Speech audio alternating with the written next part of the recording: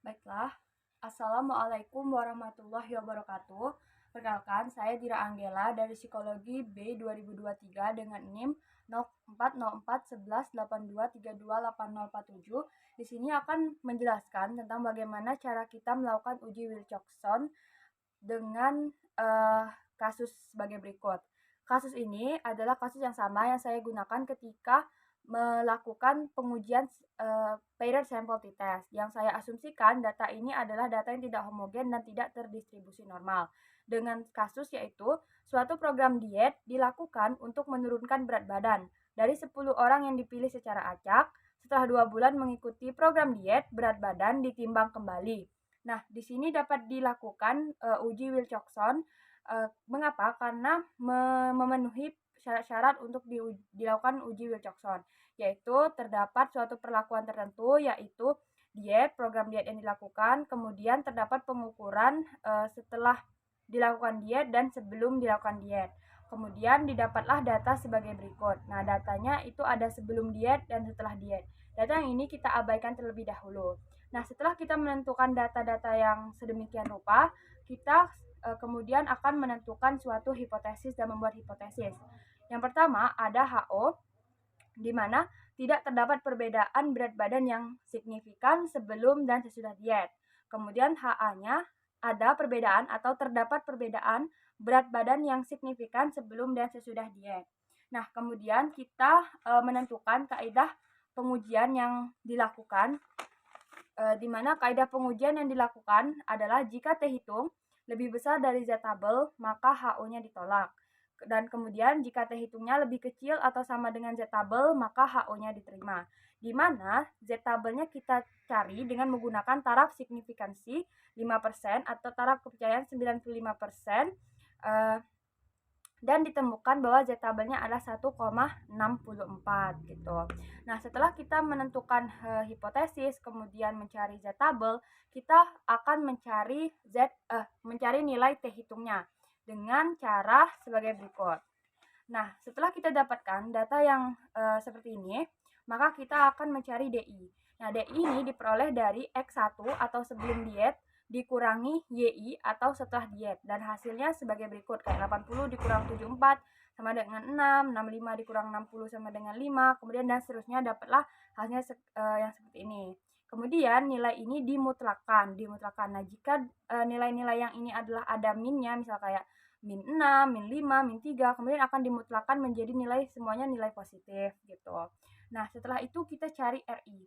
Nah, RI ini didapat dari pemeringkatan. Nah, pemeringkatan ini dapat kita lihat harus sesuai urutan dari nilai yang terkecil dan nilai yang terbesar. Kita lihat di sini data yang saya peroleh bahwa nilai terkecil dari data ini hasil pengurangan XI dan YI adalah 2. 2 ini terdapat nilai ganda, yaitu 1, 2, yaitu terdapat terdapat 2 dengan nilai yang sama, yaitu 2 gitu. Maka 2 ini disebut sebagai peringkat 1 dan peringkat 2. Maka kita lakukan seperti ini, kayak nilai 2 ada 2 buah. Nah, nilai 2 ini kan berarti peringkat 1 dan peringkat 2. Maka kita jumlahkan 1 ditambah 2. Kebetulan terdapat 2 nilai yang bernilai 2, maka kita bagikan 2 sama dengan 3/2 sama dengan 1,5.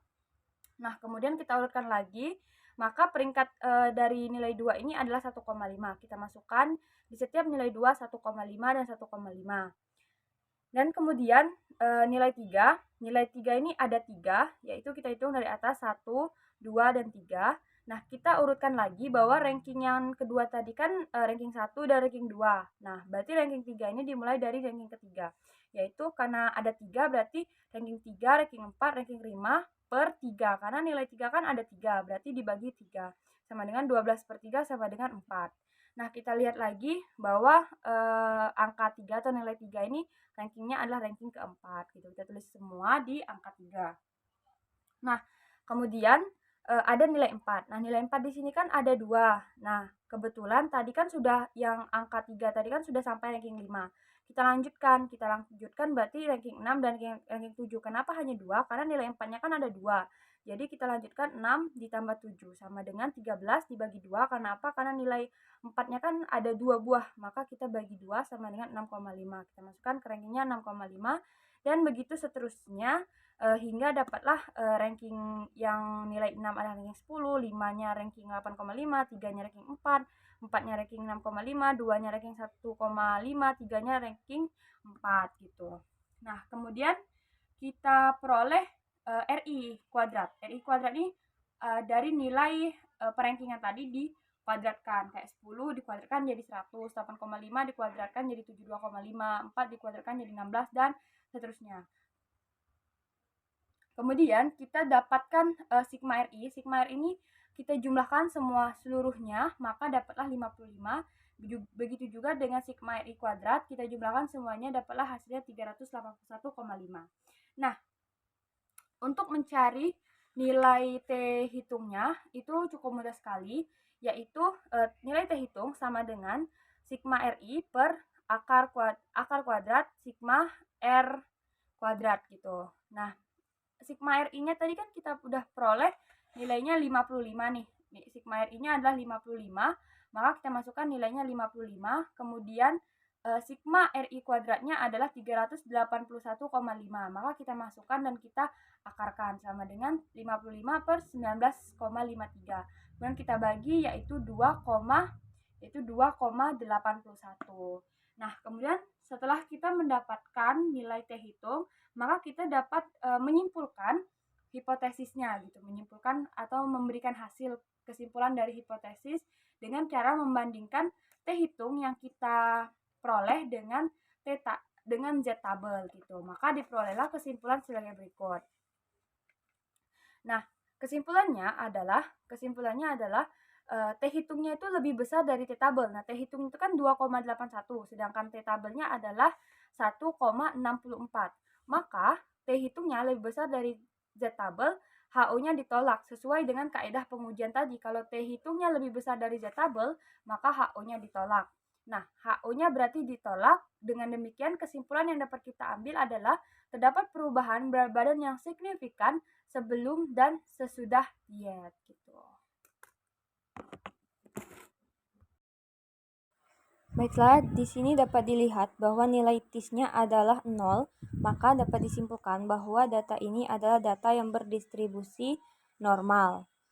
Maka ini tapi diasumsikan sebagai data yang tidak normal. Nah, jika TIS-nya atau nilai nolnya itu tidak ada, maka itu adalah data yang normal. Sedangkan jika nilai TIS-nya ada atau nilai nolnya itu ada, maka itu datanya tidak terdistribusi normal.